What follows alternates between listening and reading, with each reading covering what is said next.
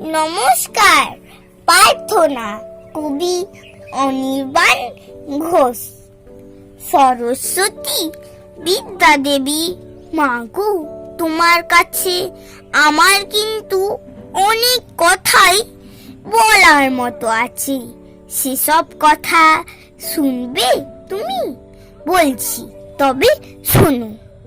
পড়ায় আমার ভালোই মাথা, সন্দেহ নেই কোনো। এবছরের পরীক্ষাতে মাত্র 2 নম্বরের একটা অঙ্ক ছেড়েছি, তাই বকবে অমন করে?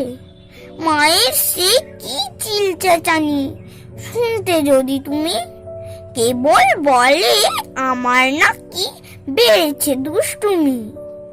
দুষ্টুমিটা করব কখন? আমার কত কাজ, ঠিক কিরকম ব্যস্ত থাকি আছে কি আন্দাজ? যেমন ধরো, 7 সকালে মা ডেকে দেন বকে, ঘুম কি অত সহজে যায়? লেগেই থাকে চোখে। তারপরে সেই বিচ্ছিরি দুধ, বিচ্ছিরি বিস্কুট, হুড়মুড়িয়ে তৈরি হয়েই স্কুলে দাও ছুট। ফিরেও বুঝি স্বস্তি আছে? ব্যস্ত সারাক্ষণ, গানের টিচার, আঁকার টিচার, নানান টিউশন।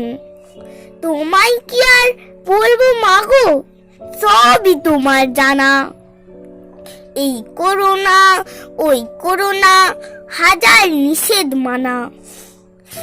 একটা কথা খুব গোপনে তোমায় বলে রাখি, পরের জন্মে আমায় মাগো বানিয়ে দিও পাখি।